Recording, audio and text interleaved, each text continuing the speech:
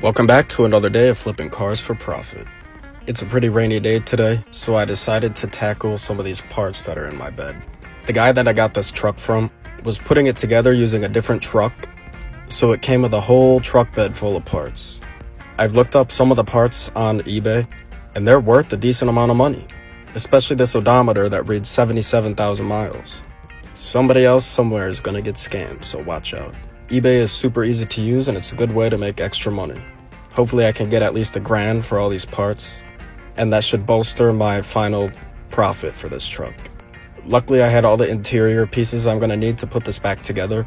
The guy removed it because I think he replaced the carpet and he also added insulation to the cab floor. I'm replacing the screws on these plastic pieces because they were all rusty, and then I'll go in with a degreaser to hopefully lift some of that grime and mold. This truck is 27 years old, so it's never going to be perfect, and y'all, after 24 hours of having my golf cart for sale, it's sold. I've sold about one a week, so it's taken me around a month and a half to get all 6 golf carts finished up and sold. One hell of a side hustle, and I'll certainly be doing stuff like that again. The hardest part about this trim was just lining up the screw holes, because they were under the carpet and I couldn't see under the carpet, obviously. But eventually we got there. The issue is that I cleaned these trim pieces so well that the rest of the truck looks dirty now.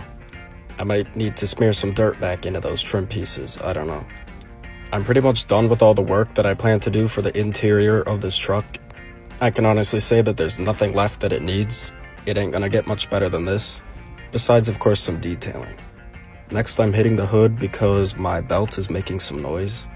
So I replaced it with a belt from O'Reilly's that's like $30. It would have been fine without it, but it's one of those things where if somebody came to test drive this truck and it was squeaking, it might turn them off. I had to pause because I'm going out to dinner, so now I'm beltless. Peace.